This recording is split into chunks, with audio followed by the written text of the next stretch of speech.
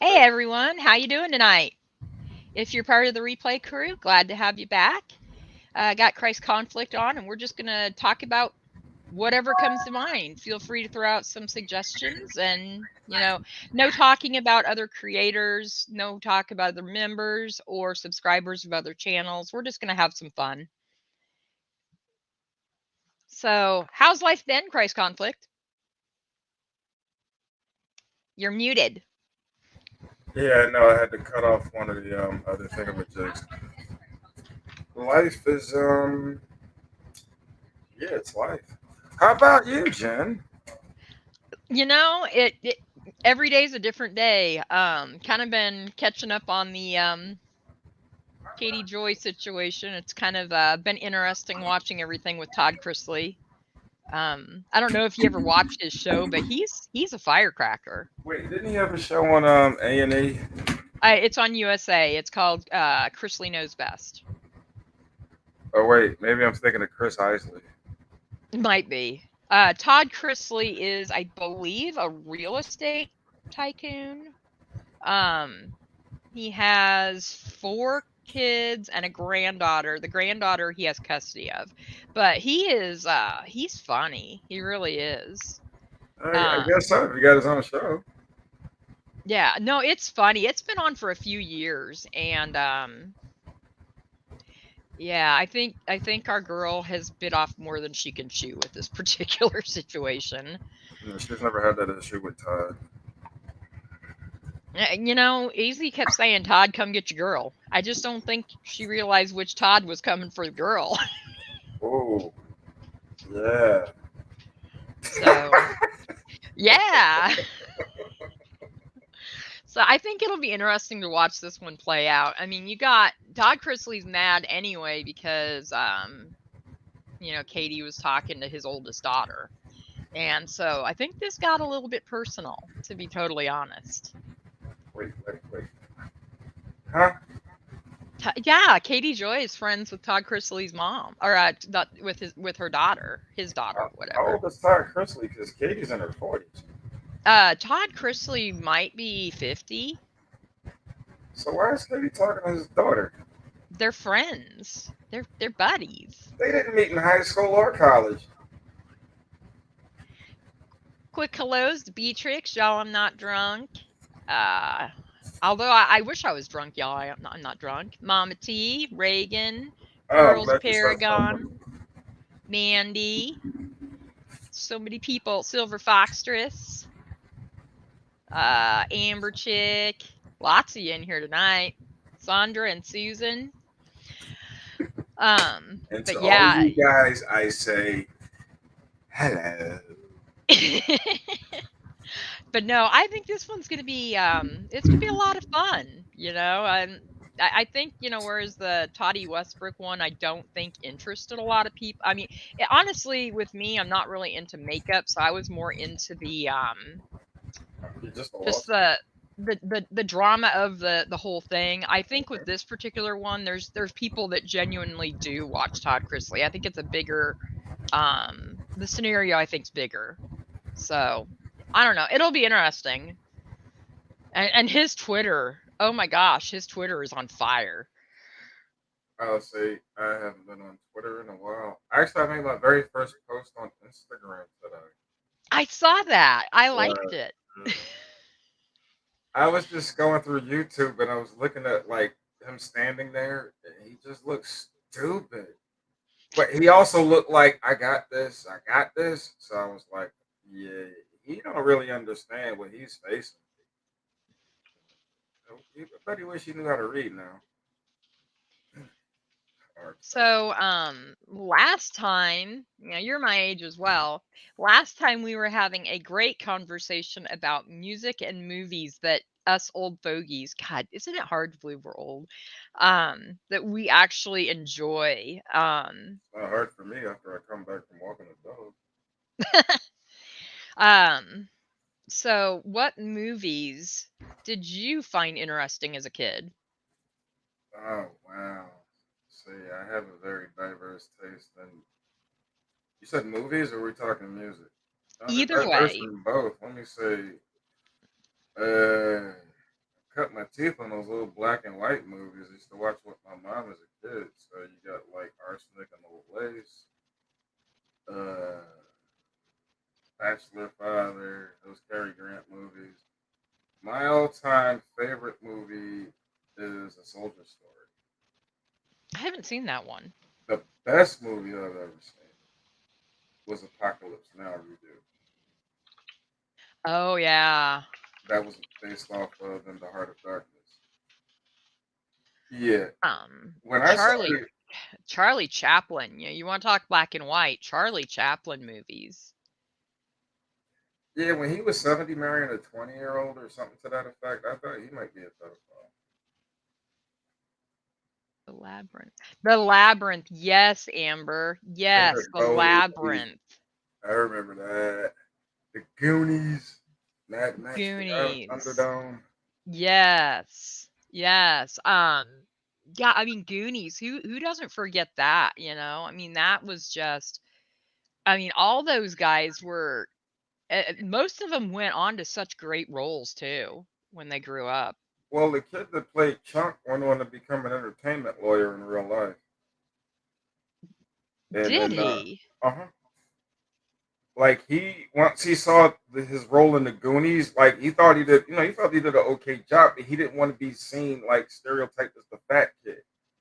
So he Right. actually became more athletic after the Goonies. He kind of faded out of acting, and then when he finished high school, he went on to college and he wanted to get back in entertainment, but not in front of the camera, so he became an entertainment lawyer. That makes sense. And Y'all, Josh I'm Not Drunk Brolin, talks about Philadelphia and fried green tomatoes. Those were both fried green tomatoes was so good. It really uh, was. I had one of the worst hangovers of my life when I was on a date to see Philadelphia. And the reason I had that bad of a hangover and still went on a date was because I stood this woman up at least 9 times over a 2-year period, and I knew this was my last chance. So, Y'all, I'm not drunk. You are now on my bad list. You never saw Goonies? What? who never saw Goonies? Y'all, I'm Not Drunk said she's never saw the Goonies. I've never seen E.T. You need to look that up. It's probably on Netflix What, the Goonies? or Goonie. I would think so. She could probably find the Goonies on YouTube. It's like over 30 years old. Yeah, true. I saw True. that Jodie Foster movie Foxes, the whole thing, like crystal clear on YouTube back in 2013. 16 Candles, Kimberly Roddy Mom says. Do you remember all of those 16 John Hughes Candles. movies? My There favorite was so was, many of them. wait, Like, how, Three-Way Tie, 16 Candles, The 16 Breakfast Candles Club, was, Ferris Bueller's Day Off. yes, yes. John Hughes had like, what, 5 or 6 right there, real quick? Oh yeah, then he had what, Pretty in Pink. He Yep. also had I think Planes, Trains, Automobiles. He had Curly Sue. He had another one I can't remember off the top of my head. Yeah, Um, but when you think John Hughes, you definitely think 80s. oh, yeah. He was gold in the 80s. Like, nothing he did failed. Amber Chick, the day that Bowie passed, my boss actually gave me the day off, paid, and all because she knows how obsessed I was with that movie and him. I thought it was sweet. She'd seen my tats and just knew. You know, that was hard when Bowie passed away. That was hard. What year did Like, he die? Hi, Kiki oh, Ray. Hi, God. Amber. Was that, it was early 90s, wasn't it? No, it couldn't have been the early 90s because I met his wife in 94. And I just kept staring at how fat her daughter was.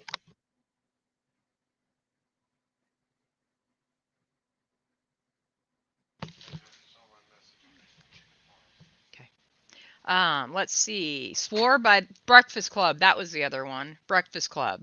Yeah, that's Judd Nelson's breakout movie, It was. as far as I was That concerned. movie, I mean, honestly, that was like the theme of 90s kids, if you think about it, No, you it was. know? I used to watch that movie every day when I got home from school. Yeah, it was amazing. Adventures in Babysitting, that was another good one. Uh, That was another good one. Yeah, like who That, doesn't that was that, good. that was so good, you know? They don't Dude, have those types of movies anymore. I think Friday was the last movie that like all this crazy stuff took place in the course of one day. Do they yeah, still make movies like that anymore? I don't think so. I mean, even the funny movies today, I don't think hold a candle at all. Um, God, the one with Oh, John, Raiders of the Lost Ark. That's right. the God, my brain's not functioning. The one with the dead guy and they're hanging out with the dead guy. Weekend at Bernie's. Yes. I mean, come on. You don't have humor like that. You just don't. You want to hear macabre humor? Julie would definitely love this story. Um, there was a serial killer in yeah, I think it was up in the Pacific Northwest too, not far from Bundyland, and Oh. he had drowned his wife in the ocean and then brought her back and told his stepson like walk casually to the lifeguard and tell him like she's dying or something. Yeah. So yeah, she did die, and that night he actually cheered the kids up, rented movies, and one of the movies was Weekend at Bernie's. But Really? you insensitive jerk. Like, you got this guy dead and they're trying to keep him alive in the water and you just drown their mom. Kimberly Roddy Mom loves Star Trek. Okay, I'm in the minority. I'm not for Star Wars. I am not for Star Trek. I have watched them.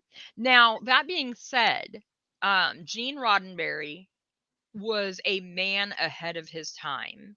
I mean, let's think about it. Let's look at the six, with William Shatner. They had cell phones basically. They had laptop computers basically. Um, all the things that you saw on that, and they ended up coming to pass. I mean, where did this man come up with these ideas that here we are 20, 30 years later and they're a reality? You know what His I'm saying? DNA traces back to Nostradamus. Nostradamus. Okay, if we want to get into like conspiracy theories, there you go. Nostradamus. Well, actually, Nostradamus is Q. They dug him Wait, up. what do you mean? QAnon. Nostradamus is Q. Is he? Why Is not? that what they're following? I have. They're killing babies. These are not normal people. No, I'm not. I totally am not for And you QAnon know at what the all. funny part is? They're supposed to be protecting kids from being raped and molested by Democrats, and this guy is killing his own kids. I'm sorry, I Yeah, just kind that's of went that's a tangent with whole him. weird subject. Hey, Rose. Um, Care Bears. Oh my gosh, Care. Do you remember Care Bears? Caring is sharing. Yeah, I remember Care Bears, I had them. Valentine Bears. I Sorry, had them. I did not have any Care You didn't have any? Oh, come on. You had to have had at least, like, come on. You didn't have Grumpy Bear? Bears. My childhood stopped at the age of 10. Wow. You catch them at a glance on Saturday morning cartoons before you went out in the street to hustle, or you saw them on a commercial during the weekdays. Okay, so that's a good subject. Tell us about what it was like to grow up in South Philly. I wouldn't know.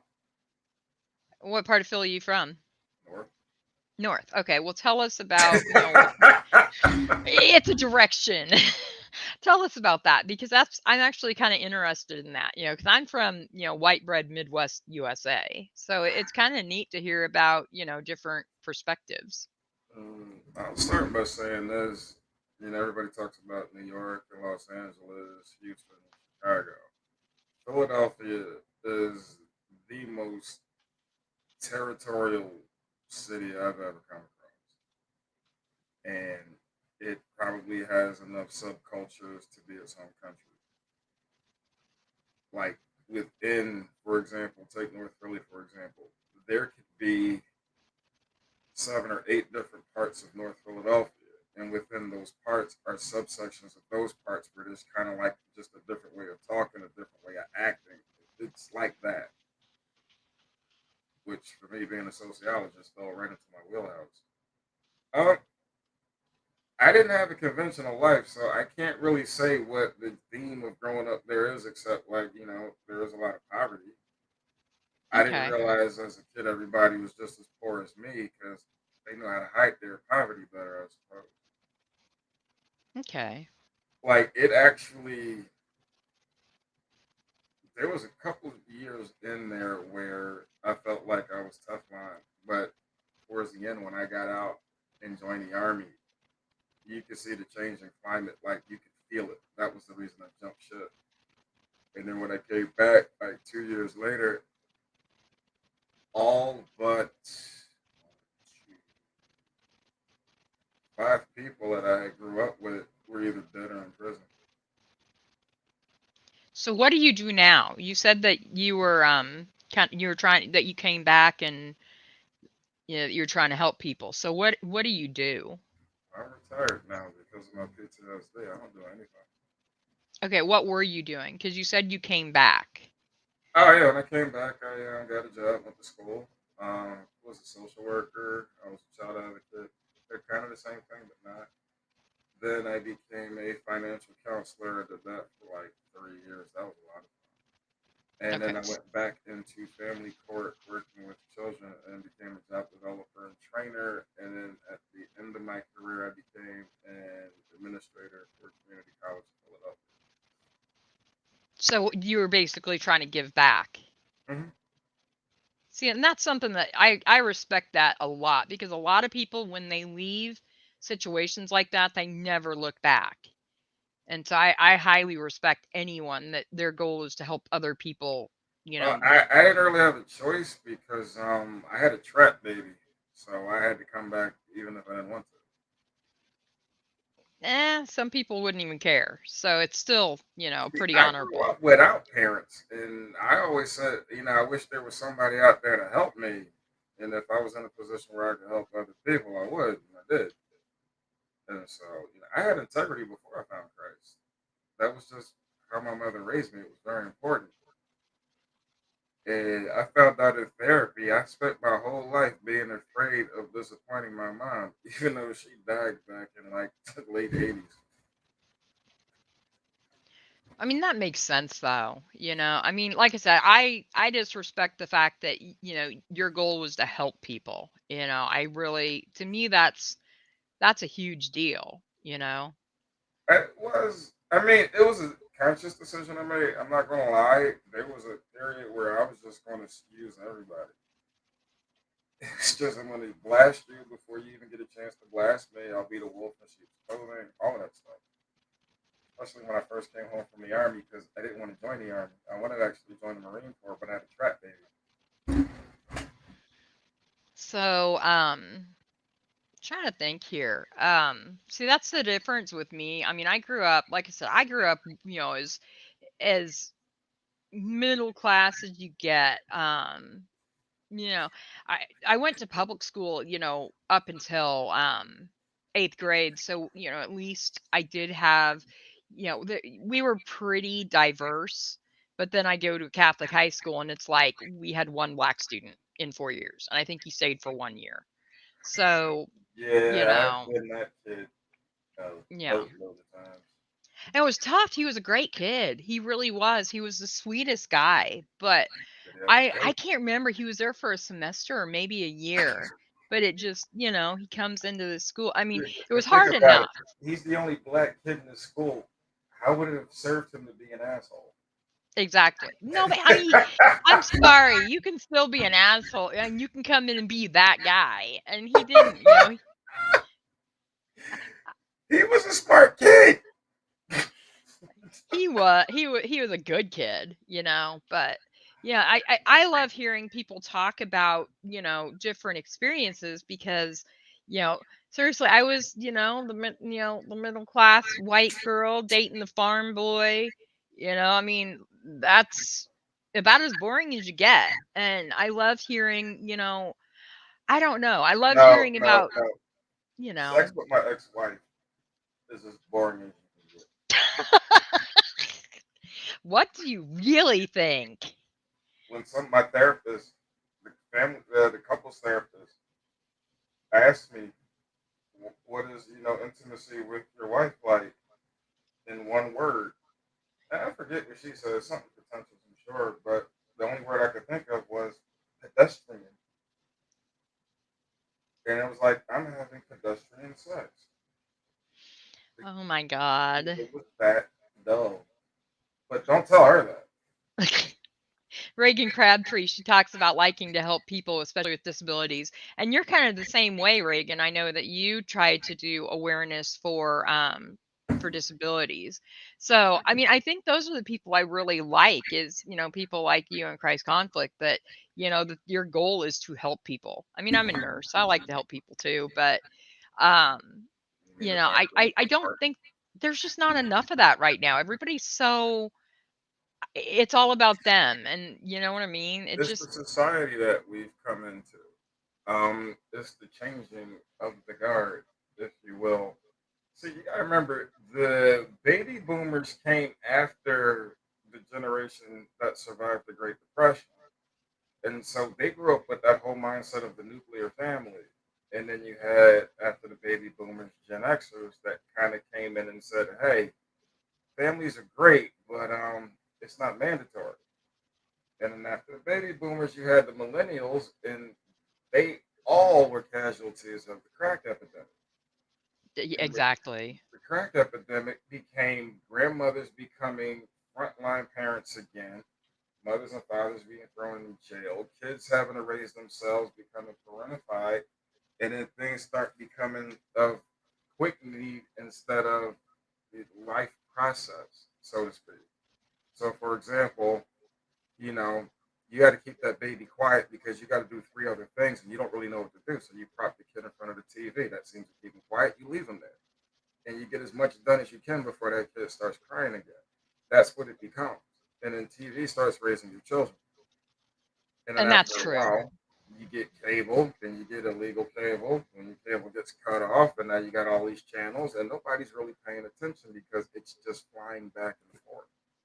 Well, and I think that really started yeah, I think the trend started around the time we were kids. It You know, is. I was a proverbial latchkey kid. I had a key from the time I was 5 years old. I, came home, Me was by too. myself, babysat my brother when, I was 10 and he was 4. I mean, that's just the 80s was really bad in that respect, and it's only gotten worse. I mean, I put it like this. I had similar experience like you because my mom, when I was 5, she had brain cancer and she spent that entire year in the hospital. And when I was 6, I actually learned how to go to the supermarket by myself and shop for food. And, the latchkey thing and understanding to answer the phone and not answer the phone, it has to ring twice, then nothing. And then the callback, that's when you answer it. Those things also make kids more aware of their surroundings. I think it gave us an idea of, when you're outside, you have to be careful. And I don't think that's being taught on any level anymore.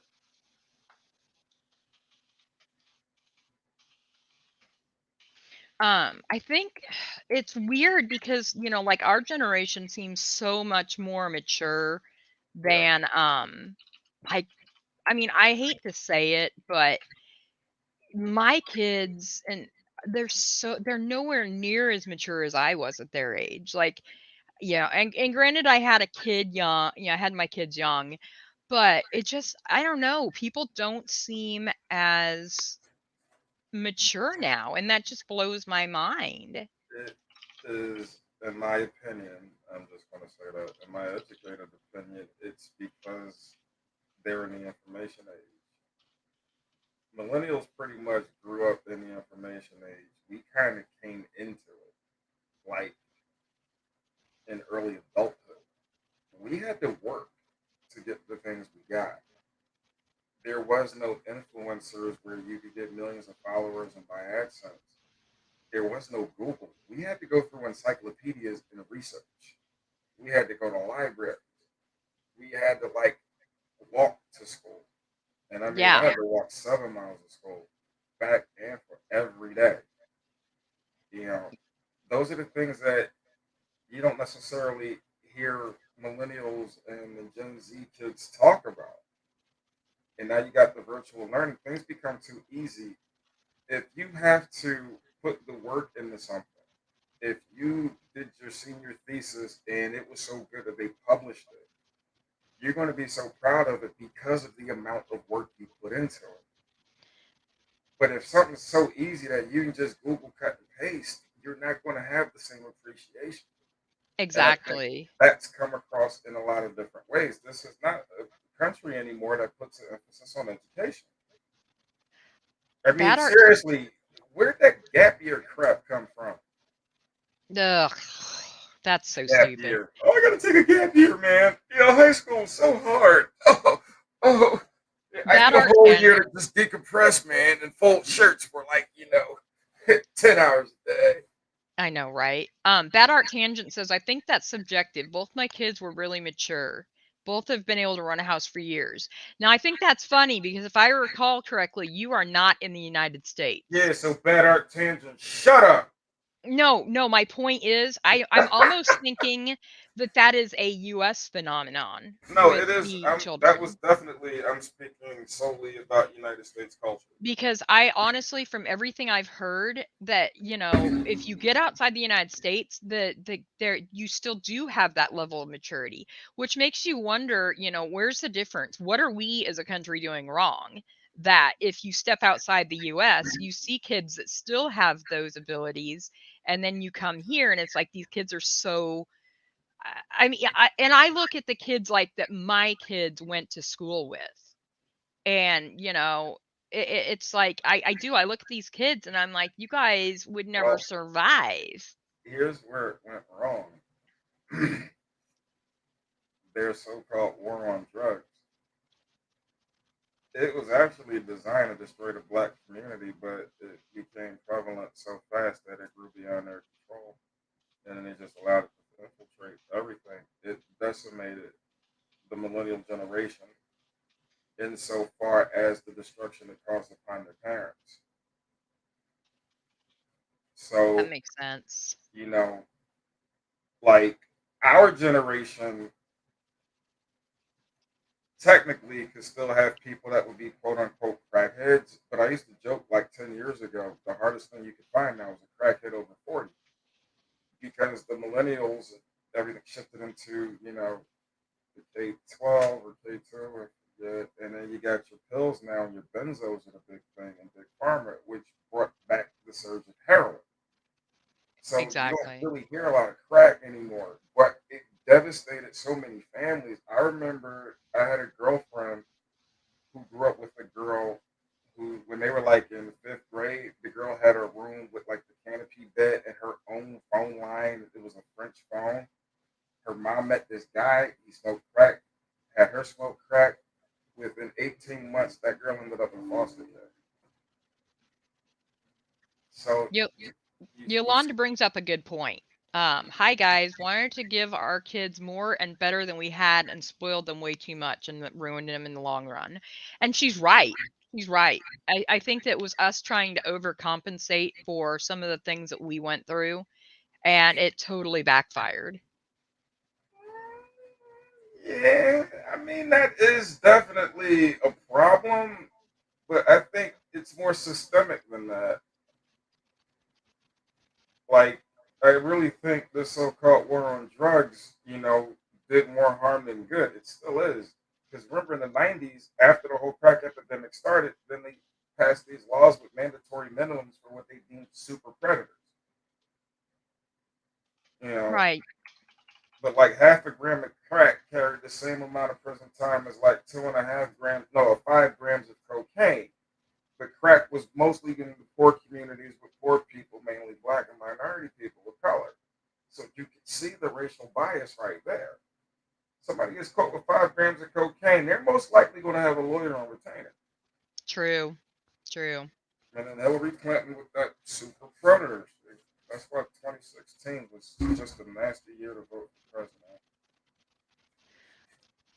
Mental Block says the war on drugs was a disaster. And I think that's true. I mean, I think it started out with some good intentions, Nope. but you don't think it had any good intentions? Nah, the war on drugs. Now, think about this. What good intentions do you have when you quote unquote declare a war on drugs in 1972 as you're infiltrating drugs into the black community. And what people don't really understand, drugs are good for the economy. Afghanistan, I'll give you an example. Prior to 9/11, the Golden Triangle, which is Myanmar, I think it's Myanmar and two other countries, possibly like India and another country. It's called the Golden Triangle. 67% of America's heroin prior to 9/11 came from the Golden Triangle, mainly Myanmar. After we went into Afghanistan, so we could sneak into Iraq, 80% of U.S. heroin now came from Afghanistan.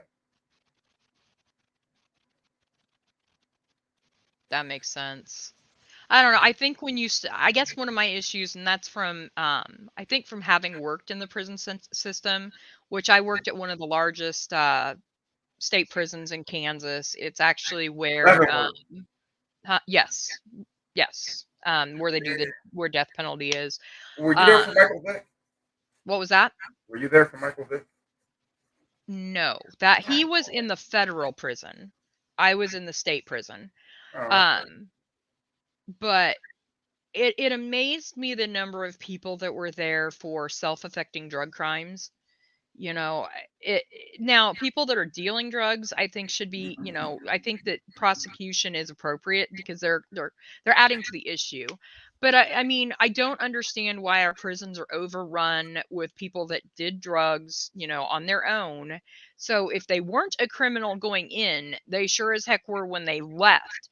I don't understand why they can't do more drug court and, do like probations and mandatory treatment as opposed to let's put him in jail and make him a criminal. Well, there's no money in that because see what you saw after the whole super predator mandatory minimums in prison overcrowding, you saw the spawn of for-profit prisons. There's a method to the madness. Yeah, there is. And it's really sad. I mean, let's be honest. I think isn't the education budget smaller than the prison budget if I remember correctly? Oh, I have no idea. From what I understand, there's a huge disparity, and I think we spend way too much money funding, like prisons rather than, educating kids. And so maybe if we educated kids properly, they wouldn't Hold on, end up in hold on, jail. hold on, hold on. Y'all, I'm not drunk. You have issues with Michael Vick with the dog fighting. So let me say this: it was not overlooked. It was not. He went to court. He pled guilty. He served his federal time. He came out. He has given his life to correcting his mistake. I felt for a while the same way you did about Michael Vick, but in reality, how long should he, have to pay a debt that has already been paid? Once Michael Vick came out of prison, he's only made the news for his football play or his charity work. So it's not like he returned to any old bad habits. He acknowledged everything he did. He's owned everything he's done. He told his head coach from the Atlanta Falcons that his entire life up to the point he went to prison was a lie. I don't think he deserves any hate. I mean, I think he should be able to forgive at some point. What he got arrested for was like almost 20 years ago. No, that's my 2 cents. How long did he serve? Wasn't it like 5 years or something like that? I think he served like 2.5 years, and then when he came out, Andy Reid gave him an opportunity, a second chance, and he maximized the opportunity. He went out a winner. But in all Yeah. honesty, he grew up in the same area as Allen Iverson, and Allen Iverson played like all sports.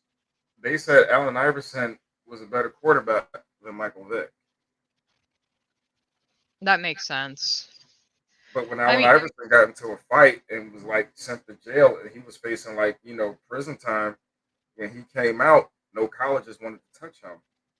But John Thompson at Georgetown gave him the opportunity and he maximized it. And when he was inducted into the Basketball Hall of Fame, he said, I want to thank John Thompson for saving my life. I And do I have don't. a funny prison story. Uh-oh. Um, it actually made national news. Gotta love Kansas. We are like the star of stupidity. So when I was working, I was on the medium security side. So it was more like dorm style. It wasn't like the lockup. Like they wandered the yard, and it wasn't as restrictive. They were moderate threat inmates. Yeah, stuff like that. So I worked in disciplinary, which is like the court system within the courts or within the jail system. And anyway, we had a partnership with it was like one of the Greyhound rescue organizations, and they would have greyhounds come in to get rehabilitated and get acclimated to living with humans. So Okay. we had this one of our porters that cleaned our office. He was one of the people that had the dogs. So anyway, after I left, he would come in every day, very chatty. I felt really bad. Young guy, spent his whole life in jail. So anyway, I'm watching the news, and this is a couple years after I left, and I'm sitting down here watching television together, and I look up and I'm like, holy crap, I know that guy. So the porter got into a relationship with the head of the dog program, Uh-huh. and she brought in her vehicle, which big no-no. They didn't search her vehicle when she came in. That's big no-no. Came in, put him in a dog crate, put him in the back of the vehicle, left, wasn't searched again, and they went on run. I think they ended up caught in like Tennessee. She walked out on her Oh, husband and her kids to be with this inmate, and they went on the run, and like that made like national news. And it was so funny though to glance up at the TV and be like, dude, that was my porter. doesn't it always give you like a surreal type feeling when like something like that happens? It does. Like you just don't expect that. When I first became a social worker, um, I was working at a high school, and all the kids in there were adjudicated delinquent. It was an all boys high school, and so I had inherited the intern's caseload once she had completed or whatever. And so, oh, oh, thanks, Ginger Lee. Technically, this is a new community, so I kept my word. So, what was I talking about? The school that you were working at. Oh, the school I was working at, and there was this kid, and when I first started talking to him, he was saying all the right things and doing all the right stuff. And when I met with the whole family and his treatment team, that's when I found out he had been lying. And it struck me as odd because he was telling like those delusions of grandeur type lies, and it was like there's no reason for this. And so I started watching him, and I'm like, this kid is weird. And then I realized what his problem was. He was looking to get credibility out in the street, but he really had no idea what he was doing, which Yeah. now made him dangerous. And so I found out who his PO was, and she was some bitsy blonde with boobs that swung back and forth or whatever. And so I actually went down to the courthouse and told her, like, you have to put him back in placement. He is dangerous. I'm telling you, somebody's going to get hurt. He was the type of person that would play around with a gun, not realizing what he was doing, and shoot himself. And I told her that, but she was lazy. She didn't listen to me. But I was like, I'm not going to have any responsibility with this. So I ordered him out of my school. And I was like, somebody else will deal with him, but it's not going to happen here. That was, I think, about 2 years later. I had already left the school. I was working at the public defender's office, and there was this breaking news where this mother, her daughter, and another child got ran over after, like, as part of a carjacking. And the story went down that these two guys, one was on the motorcycle, first one on the motorcycle, they carjacked the guy. One guy stayed on the motorcycle, the other guy took the car and was driving. the cops saw him, where he saw the cops. He thought the cops knew who he was. So he tried to run and get away from the cops. So the cops start, following him. He runs up on the sidewalk and ran over these three people. And then he flashed his name, and it was the kid that I told that probation officer needed to be placed back in placement. And as a result, he became a paraplegic from the car accident. And I It just just seems remember like that you've feeling got. like I knew that was going to happen. Like I said it was going to. See, and that's the thing. That's one of the things I love hearing you talk about is like so many different just experiences, It's to me that's just amazing that, you've come out and you've risen above some really bad circumstances. I think Yeah, it's I'm a paying lesson for for it a now. lot of people. It's like you were playing the game for so long, and then like as soon as you retire, you realize you have no cartilage left in your knees. Y'all, I'm not drunk. You're right. There is no such thing as a bad dog, only bad owners. And isn't that sad? Isn't that really sad that, like certain breeds are so, like, there's certain breeds that can't live in certain, like, apartment complexes and things. You know what's funny with my dog? I got her because she's a pit bull, and I know they intimidate people. But my dog's afraid of my cat.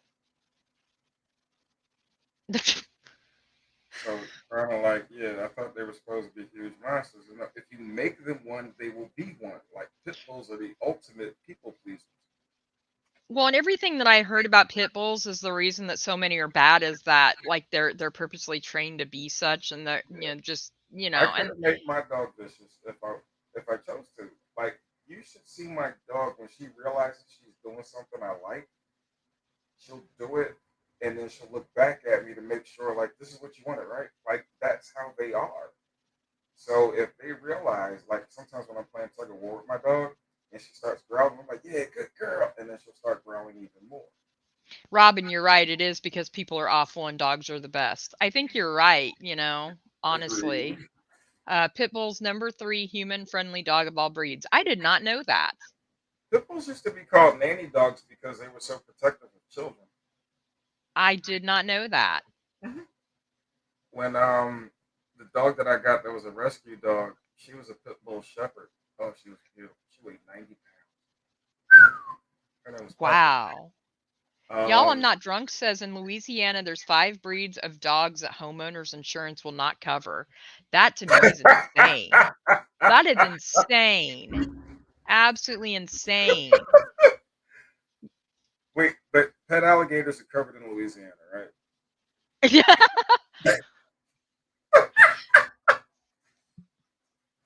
Yeah, I don't know. I think it's really sad because I've seen some dogs are just sweet as can be, and the homeowners have had to get rid of them because of like certain cities that are starting to ban certain breeds, and I think that's disgusting. They should ban the people that made those dogs problematic. That's what they should do. Put them on like a dog fighter colony. But you Well, drop but them in one at a time with a bunch of dogs already there waiting. yeah, but the thing is, these aren't even dogs that had a problem. But like the city law changed. You're seeing it a lot more recently where these city laws and city ordinances are changing. And like I've seen people that have honestly good pets, but they have to get rid of them because, city says you can't have them anymore. I think it's just absolutely ridiculous. Robin, people use pit bulls to fight because of their sheer muscle and power. They use it for evil. And that's exactly right. The people have turned them into what they are. Not that the dog was inherently evil. They have literally turned that dog into Yeah. what it is. Pit bulls' minds are literally like vessels. What you put in is what they will do. Like my dog is spoiled rotten. I mean, absolutely spoiled beyond rotten. That's how I made her. Robin, can we have city laws to outlaw certain breeds of humans? Boy, I can think of a few right now. Mm, hello. Now, we're not going there. I was saying hi to Mama T. You Okay. interrupted me. Yeah, they will T. not provide homeowners insurance if you have one of the 5 breeds on the list. What? What? I think it's disgusting. I think all dogs, I mean, well, dogs Well, like here's one any, thing I will say about all dogs: they go to heaven. they go to heaven. Yes. And that was such a wonderful movie. Mm, Wasn't yeah, Michael J. Fox one of the voices in that? I have no clue. I remember Al Jarreau sang one of the songs. That's the best I can say. Welsh That's Rose, good. dogs are amazing and very intelligent. Now, I will say there are some dumb dogs. There are. But there's also dumb humans. So, you know. Yeah, and that's the thing. You can't take a paintbrush and label a specific breed of dogs because that's like taking a paintbrush over a specific ethnicity and making a blanket statement. You can't do that. Yes, are you going to have a bad dog? You sure are. But that doesn't make the entire breed bad. You know what I mean? There's going to be a bad anything just because, it happens, but it doesn't make every single one. That odd bad egg doesn't make the entire breed bad. Yeah, I would agree with that. That could just be the odd man out dog. My dog is so spoiled. If he sees us putting deodorant, we have to pretend we put it on him. If we don't, he has a tantrum. Your dog is adorable, Bad Art Tangent. Your dog is adorable. I'm sorry, that is adorable. I always had That is funny. we had a Pekingese poodle when I was a kid, and it was so funny because that dog was not that big, but it was mean. But again, it was made that way. Like my brother used to, I think I got Snoopy when I was 6. So like my brother literally grew up with this dog and would just rip at this dog's ears and its tail. And, there's only so much a dog can handle. Well, the dog that small, yeah.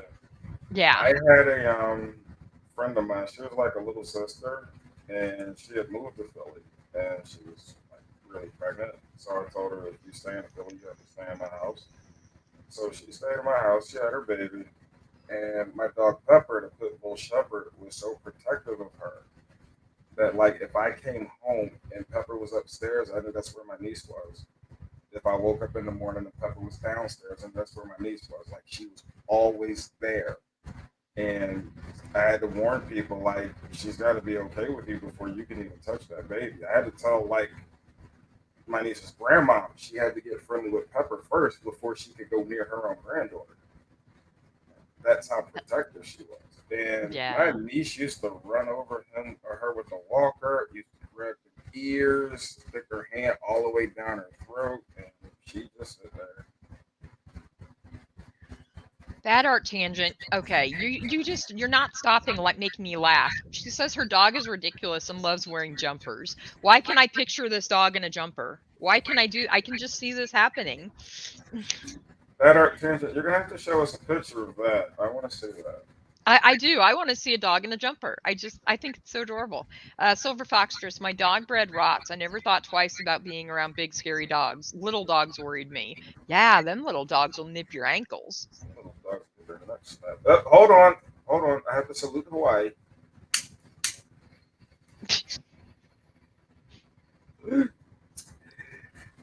because it is 420 in Honolulu. Aloha. We need to stream some funny dog videos of our dogs being ridiculous. That sounds like fun, Robin. I wish I still had a dog. I have cats now. Oh, I got a ton of videos of my dog being a goofball. I miss having a dog, but for the longest time we my kids played soccer, so we just weren't home. And it's one of those things where, it's a cat, they're self-sufficient, but dogs just need love. So Cats actually treat humans as if humans are their employees. they do. Hey, excuse me, litter box. Love me, Up feed to me, obey me, and I'll let you be my slave. somebody showed me a comic strip where a cat was walking past the owner and it says "pet me," and as the owner's reaching down, the cat looks back like, "With your eyes." I mean, I'm sorry. Cats are homicidal. I'll be walking up the stairs and I'll have, one purposely walk under my feet. I'm like, you trying to kill me? You trying Y'all, to kill me? y'all, I'm not drunk. Why would a chow chow be a forbidden dog? They can fit in the pocket of a human. I don't Defined know. I by had a German friend, Shepherd, Dobermans, Pit Bulls, Rottweilers, and Chow Chow. my high school boyfriend, they had chow chows. And I don't get that because his dogs they were so sweet, like absolutely loving. I think Chow in Cambodian means stink. Because there was a girl when I was in college. Her name was actually Chow Chow, Chau, Chau, and my little friend Julie, who was from Cambodia, used to laugh every time she saw her name, and she would say, "Hey, stink, stink." Oh my gosh. That's horrible. She had a really crazy story, like growing up too. Her dad was actually one of those people that had got tortured by the Khmer Rouge when they took over Cambodia, and from the story she told me about growing up, he had some really bad PTSD. Enough is enough. I hope you don't live in Louisiana. You can't get insurance for those 3 grand dogs, the German Shepherd and 2 pit mixes. That just kills me about Louisiana. Enough is enough. We're going to start a petition to make Louisiana step into the 21st century. Exactly. But all those laws are new though. Like I think all this stuff started in like the last 15 years. It's like, what? Those are those laws that you see, like when they put writers on bills and things like that, or they sneak it in under the guise of something controversial, bigger happening. I And I'm remember against that too. what I'm writers. sorry. I'm of the opinion if a law cannot pass on its own, if it cannot pass on its own merits, then it shouldn't pass. You know? But that's just me. Chows tend to be one owner and will go after the other person if they get close to their person, y'all. I'm not drunk says. Okay, that makes sense. Okay, That makes sense. That makes sense. so that you should just only be allowed to have a chow chow if you're a bachelor or a single I, lady, and it would but I end. guess what they're saying is that it would be dangerous for like other people that would like come to your house or something. I mean, I guess that makes sense. What if you're an introvert? You'd want a dog like that. You don't want anybody Exactly. in your house. Hey, dude, I'm an introvert, you know? People can just stay in their little bubble and I'll stay in mine. Thank you very much. Here, I can walk to the corner of my block, either end of my street. That's as far as I can go without my dog. Because if I go off my block, I'm going to run into somebody that doesn't know me, which means they don't know about my condition, and I might kill them. Like, that's how bad it's gotten. Which is funny because there used to be like, what, 2 or 3 shootings a week, and it never phased me. It is Is just that like, is that a result of military service? my PTSD started when I was 8. Got it. Yeah, believe it or not, more children in inner cities have PTSD in any given year than everybody in the military combined. Well, there's a lot that happens in the city though. There's a lot. Exactly. But the problem is PTSD didn't get the recognition it deserved in the military until recently. And PTSD has a high comorbidity rate, so you often only treat part of the problem. So, for example, PTSD can trigger ADHD, bipolar, which is what's afflicting me now. But it can also trigger depression. It can trigger eating disorders, all of those things. So while you're treating those things, you're not actually treating the PTSD, which means something else is going to trigger another type of thing. Got it. And the thing I always tell people is one sure way you can tell or start checking for somebody that has PTSD is how well they can read.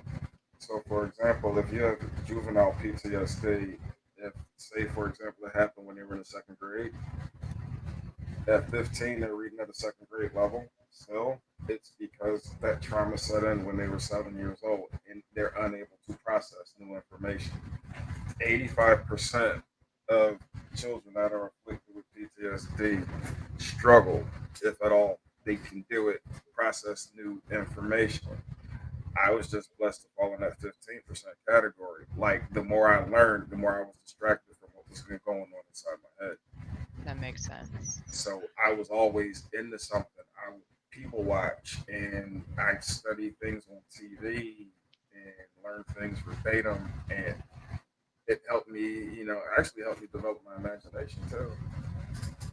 Y'all, I'm not drunk says I actually tried from the Louisiana Department of Insurance, and I'm guessing she's saying it was a writer in the insurance committee when they introduced the law, the bill No, I become think law. she means riot. I think she means Oh, the actual word.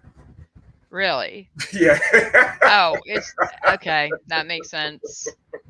It's just I don't know. It still to me amazes me. It amazes me to hear these stories. I don't think we have that issue here, but I mean, you're hearing these weird laws around pets recently. Like and some of them make sense, like banning exotic pets and things like that. But I So don't like know the whole Burmese dog thing. pythons and tarantula pets. Yeah, I would agree with I don't that. want a tarantula. You can keep the damn spiders. I'm sorry. I'm Yeah, that is afraid of true. creepy clowns and spiders and snakes. I have often said if I You're was not to gonna find a watch snake in Jim my Carrey house, this, huh? if I was to find a snake in my house, I'd just burn the house down and start over. You're not like my great grandmother. She used to, as a kid, they used to take snakes and throw them in the coal fire. Ew, no. That's just Yeah, yuck. but I mean, there was an ethnic succession. My grandma, they threw rats into the coal fire. Listen to them squeak as they burned it back. And, my mom, by the time it came down to her, she didn't want anything to do with mice. And so when it came to me, I'm definitely afraid of rodents. Let's see, that's how we got it out of our Robin, my mom always said lock the door and sell the house. I'll assume if it was about a snake, because I'm with you right here. I am with you. The house means nothing, okay? Get me away from the snake. Okay, well, it depends on the size of the snake. If it's the size of, like, a garden snake, but if No. it's something that could actually, like, cobra or rattlesnake or one of those super long that can eat a whole 14-year-old boy snake, yeah, I'm out. Dude, have you seen they'll show like these houses that like people like it's some of those house flipping shows and they'll like start like taking apart a wall and like a big snake will come out and I'm like, "Oh my God, that's creepy." There's That uh there's that one would of have them. me jump out of my shoes. Yeah, there's one that they're down in Florida, I think it is. Hold on, wait. And I'm just spooked right now just thinking about breaking through a wall and seeing some snake there, and I'm thinking like snake eggs. ugh, it's just gross. Well, it's one of the flipping shows, and it's down in I think Florida, maybe Miami, and they actually keep having like I've seen them have to call like 4 or 5 times. I like They that. have like a zoo that they catch animals for, and they'll come and they'll get like a alligator or Okay. big snake or whatever, and I'm like, whoa. One of those house flipper shows that you're describing, I saw one where you didn't get to see inside the house. You had to like a blind bid on it, and then if you got it, sometimes it had a little bit of work that needed to be done, or sometimes it had a lot of work. And this couple bought the house, and they got in it, and everything looked like it was great. And then they got to the upstairs, and they saw that the last people that owned the house had poured concrete down the toilet, which jacked up all the plumbing. And That so now, just ugh, see, ugh, that's some real sour grapes type stuff. that's just ugh. 9 inches for your little booty. Yeah. We have a friend in the house. How you doing, 9 inches for you little booty? Oh, they are? Well, that's good to know. I would have felt sad if I was left out then. I mean, I guess that means we've arrived if we have our own troll. 9 inches nails for y'all booty. Mama T's on top of it. She is on point. I love it. Because I was like watching those come through on StreamYard and I'm like, okay. Yeah, 9 inches. See that? You got mama on duty. You in trouble now, Buster. 9 inches. Oh, Bad Art Tangent had snakes. See, I couldn't do it. I just couldn't do it. Oh, yeah, bad art tangent. She doesn't live in Ireland.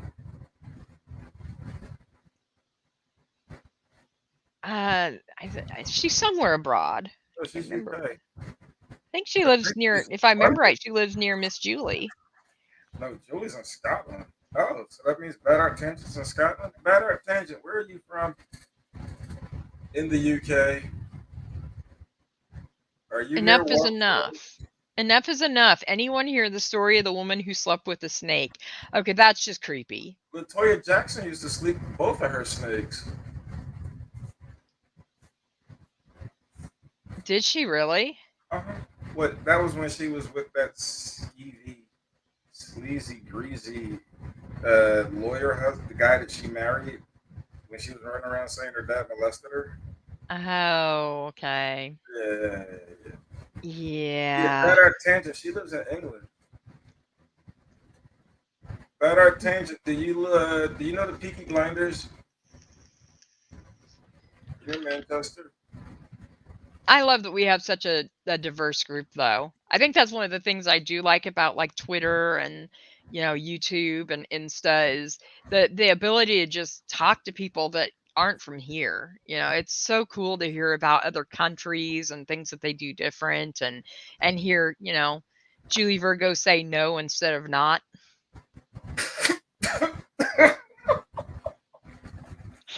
I love her. About when I first started getting into YouTube last year, and when I was figuring out where I was going to move to when I left America, and the first time I had a video call with somebody overseas, that was like a real surreal moment. Yeah. Wow. I felt like I was in another land. No, I mean, it's like, Julie, for the longest time, I had problems like understanding her. But the more that I listen to her, I understand her. And it's so neat because her accent is so beautiful. And, the way, yeah, I mean, the things that she talks about, like we were talking about medicines, and things that, are so common here are not where she's at. Like I think she said she can only get like 1 pack of Tylenol, I think it was. But she don't pay for it. No, you do. You pay for over the counter. Oh. Contrary to what certain people are trying to let us believe, you do pay for over the counter. Julie, you need the Tylenol. What was that? Enough is Enough said the snake grew and changed eating habits. She was told that it was preparing for its next meal. Her. I'm like, oh my God. Yeah, you can keep your snakes. Totally. I like your accent, Welsh Rose. I like it. I think it's really cool. I love watching your streams because I love your accent. Hey, Welsh Rose, how's it been having Prince Charles running your country?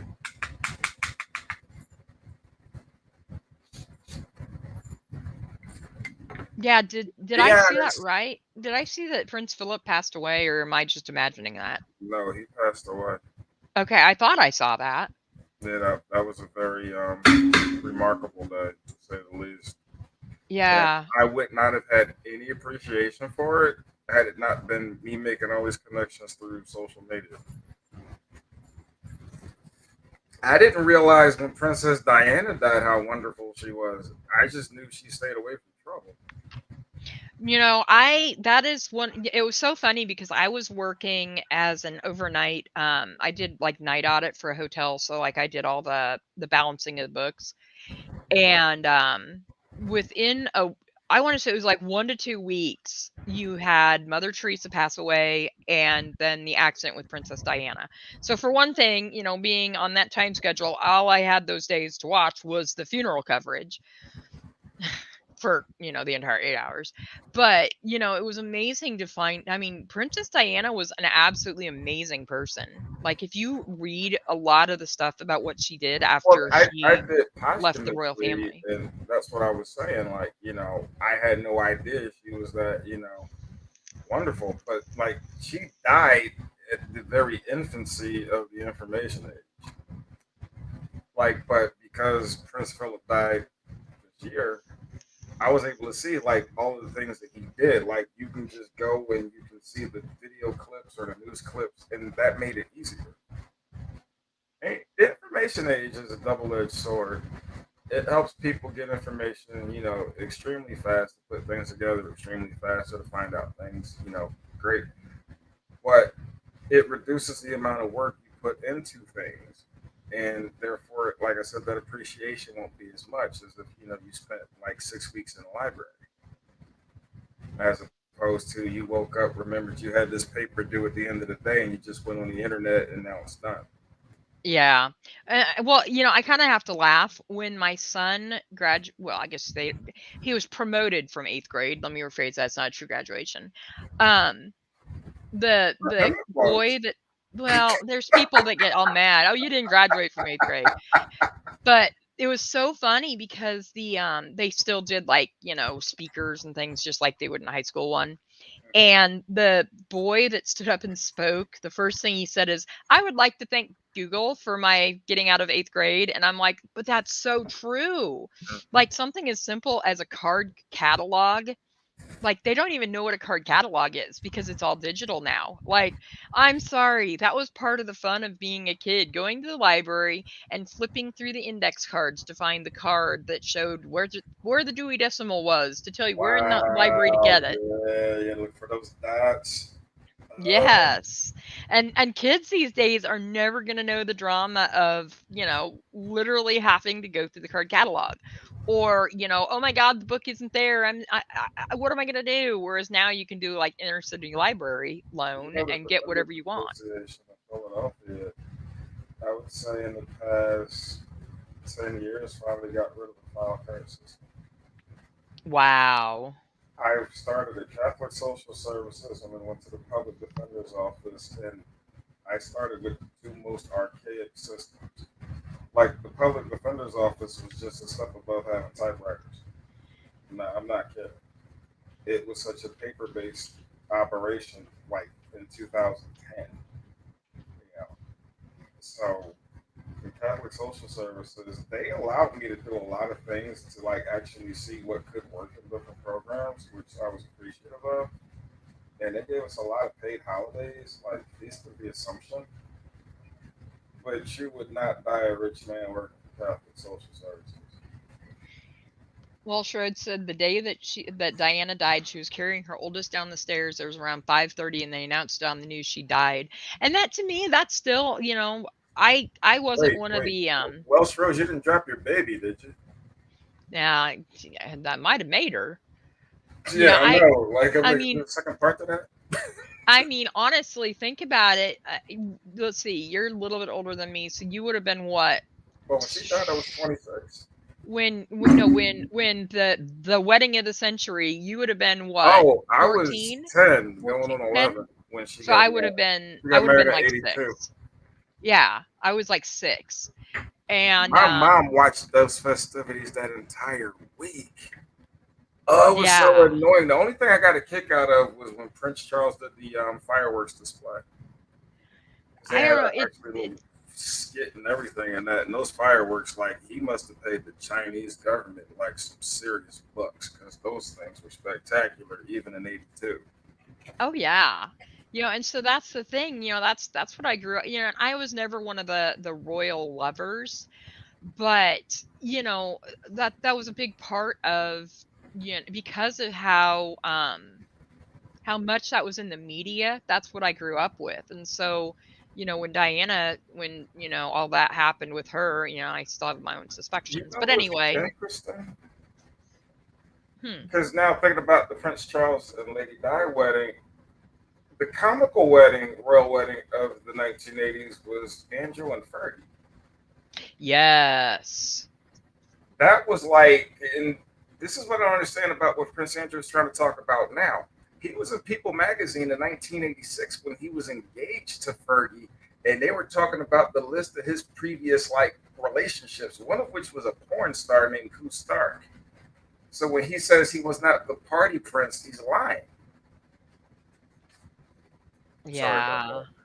No, I just, I think, and Welsh Rose said the only royal she liked was Diana. And I think, Diana was very different. Like, even when they were married, she was very different. She was very She was down to earth affectionate to and her very, children. she literally was, exactly what they said, the people's princess. I mean, everybody loved her. And it really is a shame what happened because I think she could have done so much good for the world at the rate she was going. She could have done so much good for the world. Her marrying Prince Charles was kind of like taking it on the team for the UK. It was, and it's I mean, really sad. look at the guy. He was perfectly suited for a Rottweiler, which he ended up getting at the end. But I mean, that's kind of like, honey, they need an heir. Do it for us. Yeah, Yeah, I just but she was the first princess. Like she hugged her kids in public. When the yeah, Queen would come she back, no, she'd give she Charles a handshake. she took care of her children, which was very uncommon. Like she didn't allow nannies if I remember right. Yeah, you're right. But the other thing that was great about her too, she was a Philadelphia Eagles fan. Really? Was she? Yeah. We had played, I think the second London Bowl. We played the Cleveland Browns, I think it was. But the Philadelphia Eagles had gave the royal family like gifts, and one of which was like a leather Eagles jacket, and then she was actually seen wearing it a number of times. I do say I am a little frustrated with some of the coverage like around the time when Harry decided to leave to come, to the US. And I have a real problem with so many of the people like the reporters over here criticizing the royal family. I have no problem with people in the UK having issues with their own royalty, but I have a real problem with us being over here and judging them. I No, don't no, feel no, like that's no, no, really no, our no, no. right. No, it is all right because he married an American. So that's half and half, sister. We can talk just as much as they can talk. They harassed one of ours, and she's a sister. One Yeah, drop of blood. too. Bring it on. Hey, who was that jerk that got sounded on his own show? He wound up walking off. The British guy. Um, Piers God, something. Piers Morgan.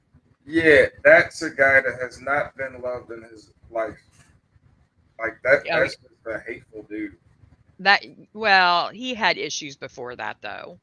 I was never a fan of him, No, I'm and just I mean, saying. Before that, you can just tell like he's just got hatred in him. I'm sure he he's like does, that with a lot of people. and the way he treated her was absolutely disgusting. But that's because nobody told him to knock it off. Well, it is 7:45, and we've been on for a little bit over an hour. I think we'll oh yeah, is it Pierce Morgan? I thought it was Piers Morgan. Um, but Piers, yeah, like boardwalk piers. yeah. I Don't figure forget we'll to hit get the like off. button. Yeah, hit your like, hit your subscribe. Turn on your bell for notifications, but if you're like me, you'll never get notified anyway. I never get notified. It doesn't matter which creator. I have never once gotten a notification. I do not know what that's about. You're with us at 1:46 a.m. I'm impressed. Thank you for hanging out with us, Welsh Rose. Hey, I Welsh love these I Bros. love these late birds. I love it because they're so like they're every bit as loyal as we are to them, which I think is great. But plan on being on. I'll try to be on again next week. I like these random chitty chats. I think they're just fun. Less drama than we see other places. So thank you so much for joining me, ChristConflict. Thank you to all of my lovely people that have hung out with us. You'll have to come on again because I love chatting with you. Oh, sure, I put Dogs Insta on if anyone wants to see the dog in a jumper. Oh, we need to go look at that. We need to go look at that. All right, I'm But getting off. Bye, everybody. it was a great night. Thank you, and please come again. Hit your like, your subscribe, and your notifications. Hey, Sue M. I'll see you guys later. Bye.